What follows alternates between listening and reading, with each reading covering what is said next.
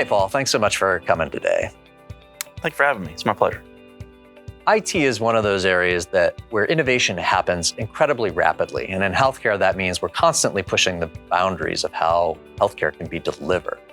So what should health systems be thinking about from an innovation perspective when it comes to IT? I think health systems need to think about how technology enables patient care in a couple of different ways. The first is what do we need to do to keep the lights on? How do we need to keep things moving? How do we need to keep basic functions alive and well? Secondarily, how do they do the continuous service improvement? So make tomorrow a little bit better than it is today. And then ultimately, they need to think about the things that are required to mature systems, to evolve technologies, and ultimately the new transformational technologies that need to be implemented that actually really move the needle in a positive way and create value for those organizations.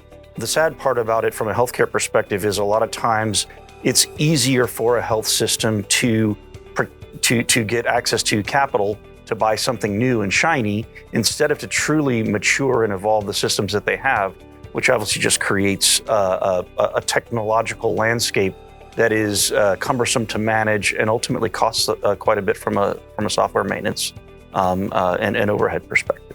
So how is this impacting the people that are actually doing the work in IT? That's a great question. One of the things that we see, and it's pretty pervasive across industry, is while COVID has created great technology advancements for us in healthcare, there's also some pretty significant unintended consequences. Remote work was pretty nascent in the healthcare industry. Nowadays, because of the pandemic, we've learned how to do remote work and to make it effective and valuable to the organization.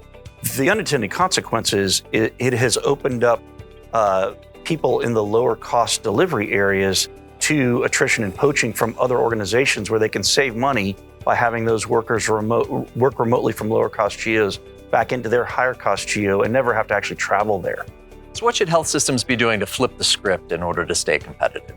I think holistically, health systems need to start thinking about IT as an asset and not a commodity or a cost center.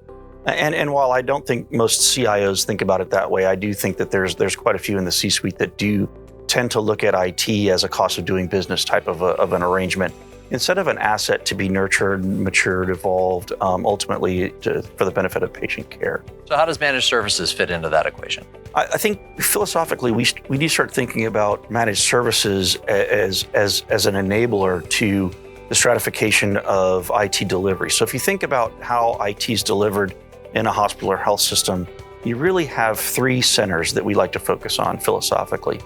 Centers of scale, commoditized IT, not super high valuable, but still required for day-to-day delivery.